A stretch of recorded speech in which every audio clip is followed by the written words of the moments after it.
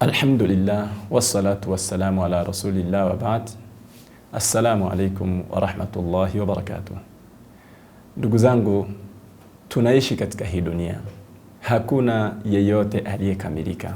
Sote tunakoseana sisi kwa sisi, tunamkosea Mwenyezi Mungu. Lakini ni nini baada ya kuteleza? Ni nini baada ya kutenda kosa?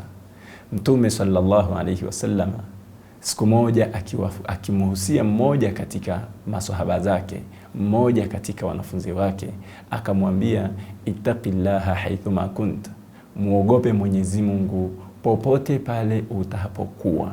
Kumuogopa Mwenyezi Mungu ni kuhakikisha kwamba haudumbukii katika lolote alilolizuia, lakini pia ni kuhakikisha kwamba haukosi popote pale ameamrisha.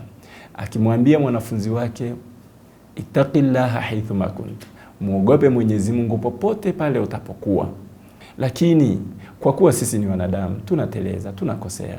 Hakuna aliyekamilika, sote tunakosea. Mtume sallallahu alayhi wasallam akamwambia wa atbi'is sayyi'ata alhasana, ikitokea ukateleza, basi fanya baada ya kosa hilo jambo jema, matendo mema. Matokeo yake ni nini? Tamuhuha, hayo matendo mema yatafuta lile baya.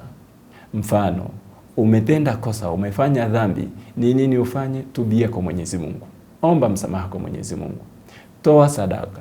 Umemkosea mwenzako, ni nini ufanye? Tenda tendo jema baada ya hilo kosa, muombe msamaha mwenzako, muombe msamaha Mwenyezi Mungu, mpatie zawadi mwenzako. Haya matendo yako mazuri baada ya hili baya yatafanya lile baya lisahaulike na kufutika. Assalamu alaikum wa rahmatullahi wa barakatuh.